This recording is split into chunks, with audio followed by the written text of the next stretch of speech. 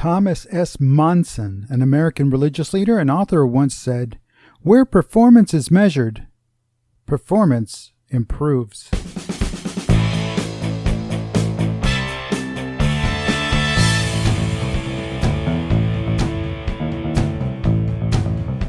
Hello again, everyone. I'm your host, David Guerra, author of The Walking Leader, and I welcome you to episode 221 of The Walking Leader podcast. As always, The Walking Leader podcast is an audio tool for you, current and future leaders, to sharpen your skills and hone your craft.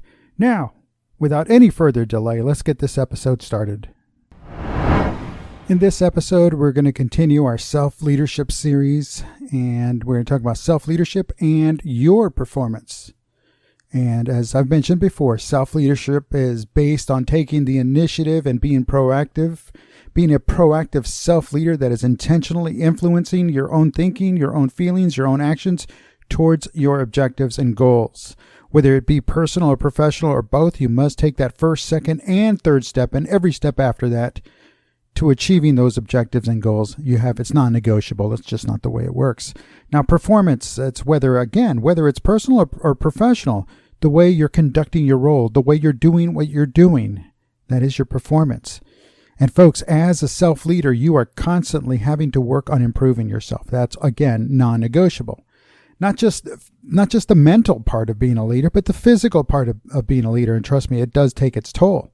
So you have to do what it takes to always operate at peak performance. Now, if you're not operating at peak performance, don't worry. You're not behind. You just need to get started. You need to take that first, second, third step to get started and getting to work on that peak performance. And you need to get there, because if you don't take those first three steps, you're never going to get there. And that's just the way it is. And why do I say the first three steps? Let me just digress for a moment. Everybody says, the journey of 1,000 miles begins with that first step. Yes, and everybody can say, I'm going to take a journey of 1,000 miles, and here's my day, and this is when I'm doing it. And they take that first step, but they stop short of the second step. They stop short of the third step. It's that second and third step that really gets them going. And once they get there, after taking that first step, saying, here we go, we're making it happen. Now we're making it happen. Now we're doing it. They can continue on. So that's why if you're not operating at peak performance right now, you're going to have to get there, but you have to start. So take that first, second, and third step. Now, as a leader, and all leaders, because we're leading by example, therefore you and I must be operating at a level that shows our competence, our dedication, our commitment, our stamina, our constitution, our dexterity, our strength, and our wisdom. That's a lot. But if we want to be leaders, then we need to be that. We need to do that. We need to be there. And if we're not there, then what have we got? This that simple, folks. It is just that simple. We need to show our leadership level of competence, leadership level of dedication, not just to the job that we're doing, not just to the actions we're performing, but to the people we lead. The same goes with the stamina. Can we sustain? Can we keep going? Do we have the constitution for it? Do we have the ability to do what needs to be done when it needs to be done, especially if no one wants to do it? Are we able to do it? Are we able to perform our job? Do we have what it takes to get there, to cross that finish line? And above all, can we get there not just working hard, but working smart? Can we do it? So we have to continuously be operating at a level that shows all of that, at a level that we consider suitable for the type of leaders we have always wanted to follow. See, we always put ourselves and try to set these lofty goals for ourselves, and sometimes we don't reach them. Some of them might not be humanly possible. It happens.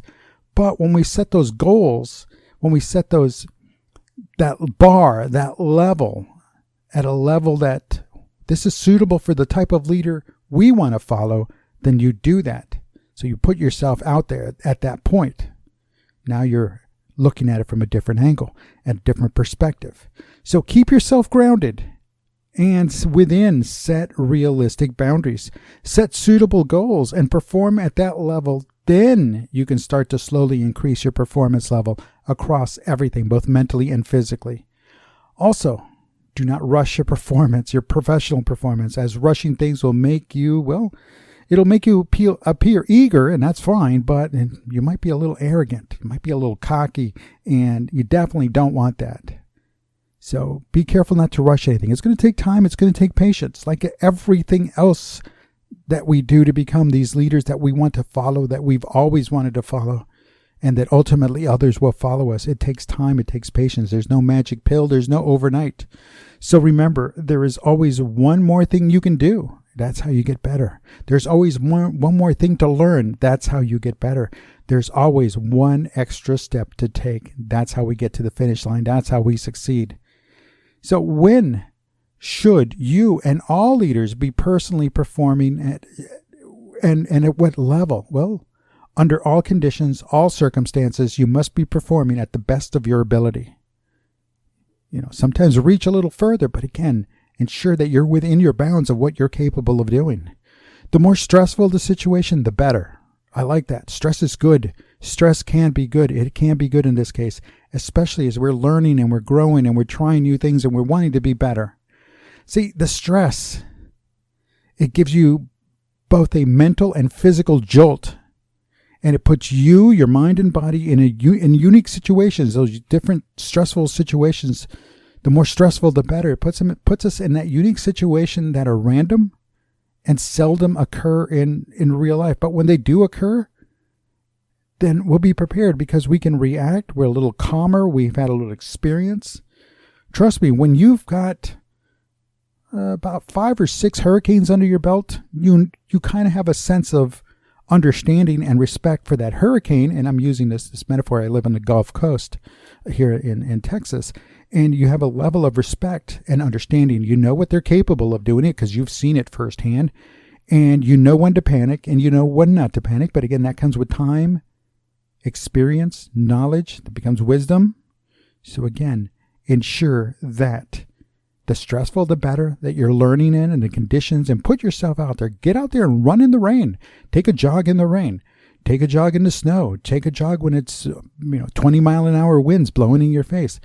Stress your mind, stress your body. Know you can get out there and do it. Put yourself in those unique, stressful situations. Because when the real deal happens, when it's really something you can't control, you'll be ready for it. It is that simple, but that is part of performing at that peak level. As part of putting yourself under those stressful situations and under all conditions and circumstances, what I'm getting at is test yourself constantly test yourself. See if you can go a little faster. See if you can read a little bit more. See if you can write a little bit longer. Do what it takes. Also, ensure that you are evaluating yourself and evaluate yourself regularly. Always. If not every day, but evaluate yourself regularly and find out, are you operating within your role as an employee, as a leader, as a parent, as a friend, or anything else I might have missed? Whatever the role is that you're evaluating, you're trying to grow into, evaluate and ask yourself, are you operating within that role? If not, what can you do to ensure you get back on track? Identify what you're doing right. Know what you're doing right. And obviously, if you know what you're doing right, also know what you're doing wrong. Comes with the same coin, just two sides of it. And identify what you can be doing better. And obviously as the same thing, same one coin, two sides. Identify what you can be doing better, but also know and identify and understand what you're doing wrong and how you can correct that and turn it around.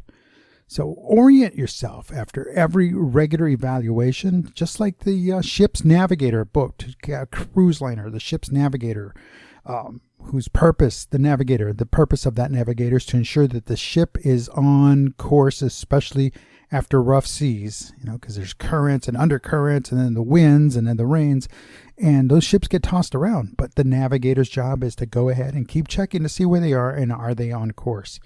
That's non-negotiable.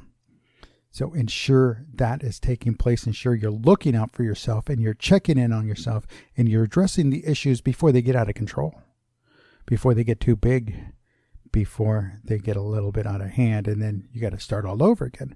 But it can be done. It can be done. So understand that as a leader, you have to constantly work on yourself, physically and mentally, and you have to do it while you're performing peak performance. top level performance, because that's what your followers are going to expect. That's what they are wanting, a kind of leader that they can turn to, that they know that that the leader is competent, is dedicated, committed, has what it takes to get there, can get there, knows how to get there, and most of all, brings everybody else along. And that's a good thing. So folks, don't forget that when you're out there doing this, test yourself, stress yourself, evaluate yourself, orient, get back on track as quickly as possible, and continue to keep taking those steps forward. Remember, good performance is about the capacity to focus and concentrate and to get better every single day. We have reached the end of this episode, and I ask for your feedback on this and any past episode. Let me know what you think. Drop me an email at dave@daveguerra.com or tweet me on Twitter at daveguerra. Or better still, leave me a voicemail at the Walking Leader hotline at 956-720-0060. Everyone, you've been listening to the Walking Leader podcast with me, David Guerra, United States Army veteran and author of The Walking Leader. I invite you to come back next time where we continue taking the steps on our Walking Leader journey to becoming great followers and even better leaders. And remember, we must always go beyond the grind and go beyond the hustle, because today and every day, that is the only way to be the Walking Leader and a leader that is truly great to follow.